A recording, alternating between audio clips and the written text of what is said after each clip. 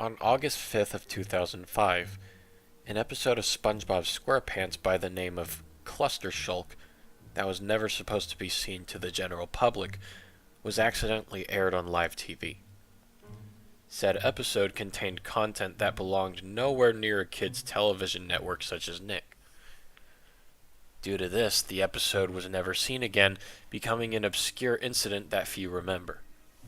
Despite this, many viewers of the episode managed to get pictures of it and provide a full plot synopsis of its events. Unfortunately, a recording of Clustershulk is not available, and it's unknown if anyone did get a video of it. If so, they have not currently made it accessible to the public and are not expected to, due to the mentality of some to keep rare pieces of media, such as Clustershulk, to themselves, so as to not decrease its value. Regardless, there, thankfully, is enough information on the episode to understand its plot, alongside what it looked like. Provided below is a full description of Clustershulk's alleged events, and some photos taken by the user Kirk Davidson on Reddit. The episode begins with the title card, entirely skipping the usual SpongeBob intro. The title card lacks any music or jingle, simply displaying the name Clustershulk with a blue tiki backdrop as seen in previous title cards.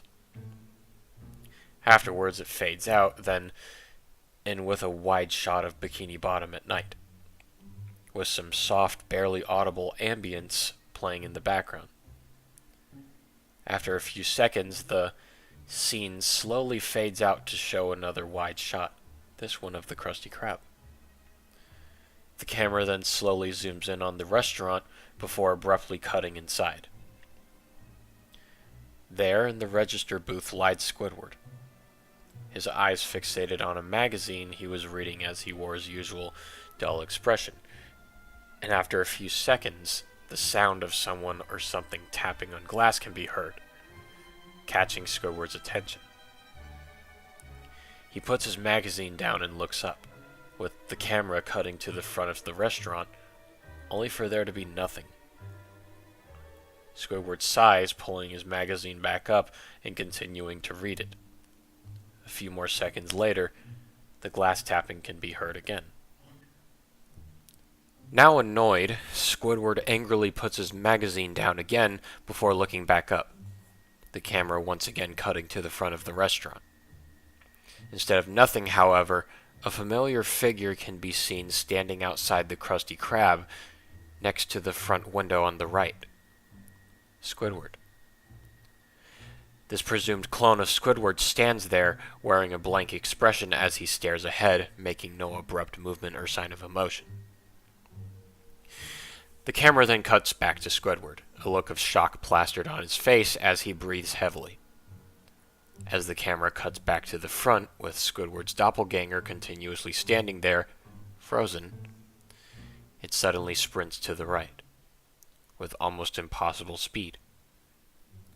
The camera shows Squidward surprised, yet confused as he stands there, before realization hits him as he says, "The back door." A majority of viewers note that Squidward in this episode is not voiced by Roger Bumpus, sounding like a complete mimic, yet at the same time going out of character with some of his lines. After he speaks, Squidward frantically fumbles out of the register booth, sprinting inside the kitchen as the camera follows him in the process. As he enters, he notices the back door to be wide open. Squidward shakes in fear as his pupils catch something in the corner of his eye, turning his head to see what, only to be met with the doppelganger from earlier, except far more abstract. His appearance is entirely green, with spots covering his entire body, almost as if he had the texture of an actual squid layered on top of him. Octopus tentacles sprout out of his mouth as coral comes out of the top and both sides of his head. Then there was his face, having a pitch black hole covering the majority of it, with a heavily distorted human face popping out. As the doppelganger stands there, the camera cuts to Squidward's face, a look of complete terror plastered on it as he shakes violently, sweat pouring down his brow. Abruptly, the background turns to pitch black, catching Squidward's attention as he turns around, only to find that his surroundings have turned to a black abyss. As Squidward looks around, still shook by what he saw, the sound of water can be heard behind him. He quickly spins around, only to find that the environment had changed from the endless black to a photo of a coral reef, with the doppelganger standing in the center. Suddenly, green text appears in the top center of the screen. "Look at me, please. What do you see? It's not you. It never was. Every time you looked inside a mirror, you saw me. You saw my beauty, my perfection, my grandeur. How could you mistake me with you?" Squidward looks on, wearing a confused yet petrified expression. Suddenly, a cut to the doppelganger again, now on top of a stage, a spotlight shining upon him, now accompanied by more green text. "Look at all the people who've come to see my performance tonight. The crowd adoring my very existence, begging to hear my song. You've gotten crowds, theaters full of them. Not to hear your song, however. To mock you, to guffaw you out of your very existence. Your music, your performance will never be as elegant, as savory as mine." Interspersed with the text are scenes with the doppelganger's crowd cheering, clapping loudly as the sound of an elegant clarinet solo can be heard in the background. Squidward looks on, his scared expression turning to one of melancholy, as after seeing the doppelganger's audience, he then sees his own during his concerts, booing and laughing at him as he plays his mediocre clarinet solo. Once again, the camera focuses on the doppelganger, once again standing in a new environment, this one being the Krusty Krab's kitchen, as he flips a burger patty, more green text accompanying him as well. "Look at the job I have. I worked my way up from manning a cash register to serving the best patties in Bikini Bottom. Better than even that sponge. My boss respects me, paying me handsomely as I satisfy each customer, giving them mouth-watering divine food to die for. Day by day they line up just to eat my food, to fill their greedy bellies with what I have to offer. Your job will never be as good as mine." Once again, the text was interspersed with the doppelganger's customers ravingly chomping down on his food as Mr. Krabs invites the doppelganger into his office, giving him a large bag of money as the two chuckle loudly. Squidward looks at it all, sadder than before, as he wears a deep frown seeing his current work life in the Krusty Krab, with customers heckling him for long wait times and wrong orders, as Mr. Krabs chastises and lowers his pay. The doppelganger once again appears in a new location, this one being inside an unknown house with a lady squid, one that shares an appearance similar to Squilvia. More green text appearing in the process.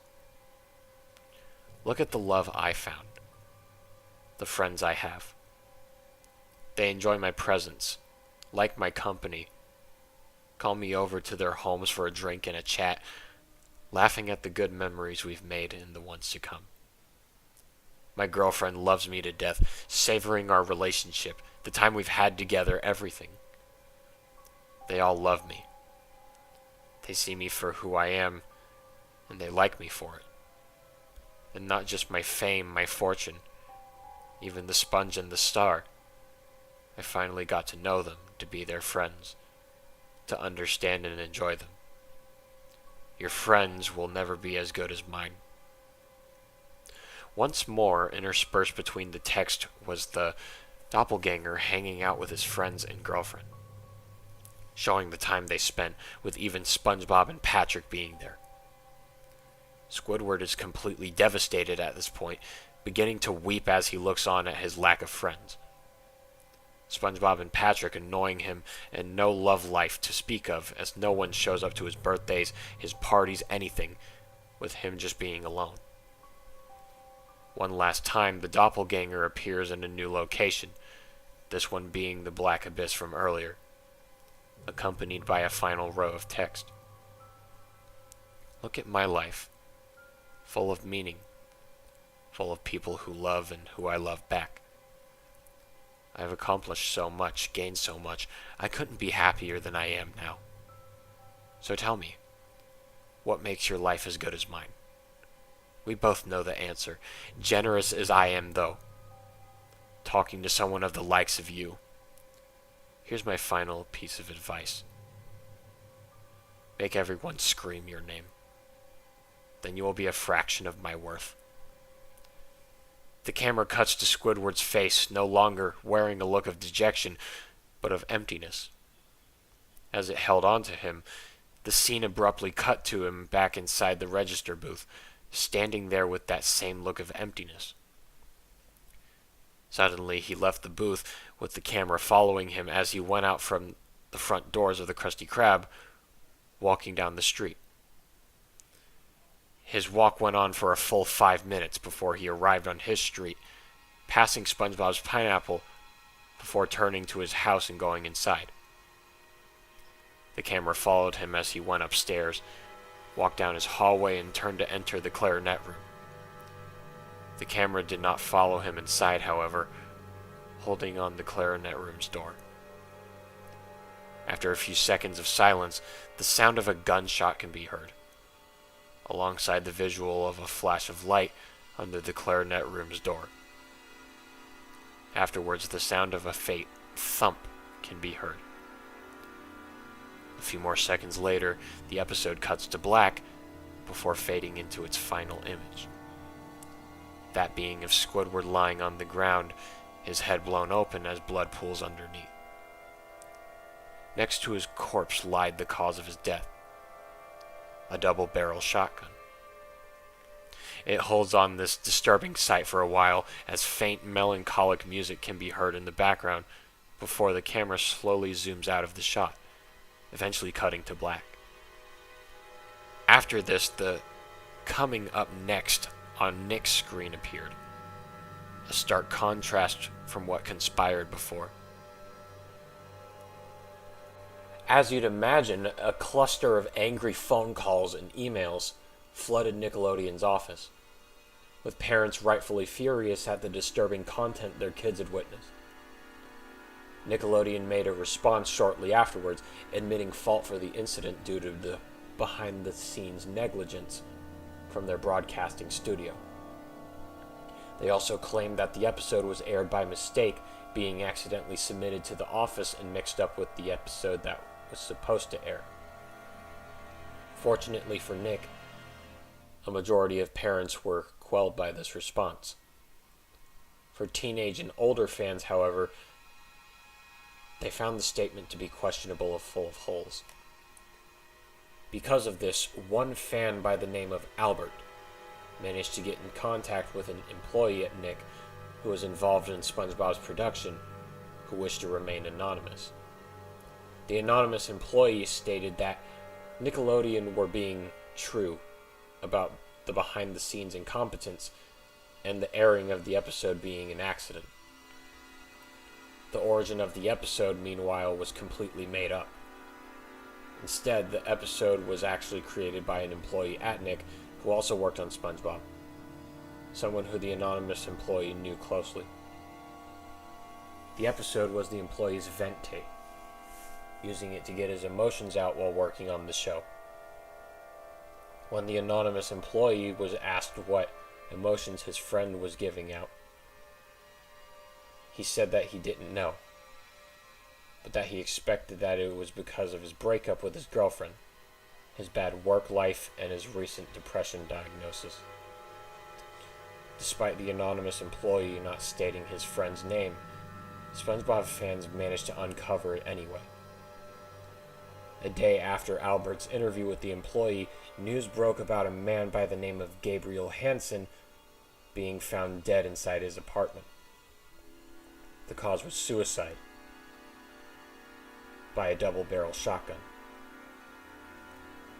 being found next to his mangled corpse. SpongeBob fans managed to quickly piece together that Gabriel was Clustershulk's creator, not only because of the model of shotgun he used in his suicide being the same one Squidward used in the episode, but also because Gabriel worked at Nickelodeon on SpongeBob. Clustershulk now remains as a haunting memory, both as a man venting out his emotions through an art form he loved, and as a plan to end his own life. And that was Clustershulk, written by GardenFlower. Holy shit. Okay, review time. This story was brilliant. I absolutely adored it. It was awesome. The only reason I am not giving this a 10 out of 10 is because there are some slight grammar issues within paragraphs. That is literally the only reason. But overall, this story was amazing. From the structuring was just fine. I was able to read through it well enough without getting lost. It wasn't a wall of text. Thank you, author. The overall message of the episode, however, makes me think that it reminds you of the fear of getting replaced, which is a fear that a lot of people have. It's a phobia a lot of people have. And that's completely understandable. That's realistic. And the idea of this being some guy's vent tape also fits within the story. Using something that you're familiar with to get your anger and stress out, to get your feelings out, is like something I've seen a lot of people do. Like, whether it be through drawing or music, it's just, it's a chef's kiss. And from what I've seen, this is actually a rewrite of Krusty and Krabby, which is arguably a, less well-written story. However, not only did the author rewrite this story in particular, but they mixed together elements from Squidward's suicide to create something, really interesting. To create something that hasn't been done yet. And yeah, this is amazing. GardenFlower, if you're watching this, please keep writing. You are fantastic. I believe in you. And I'm sure the next story you write will be just as good, if not better. My final rating is a 9 out of 10. Mainly because, like I said before, there are some grammar issues. Those need a touch-up. But those are easy to fix. But as I said, this is simply my own personal opinion. And if you disagree with it, that is A-okay. Feel free to give your opinion in the comments section, as we all have our thoughts regarding these creepypastas. What did you think of the creepypasta? How would you improve upon it? And what would you do if you wrote the story? Likewise, I will see you all in the next narration. Take care of yourselves. Bless.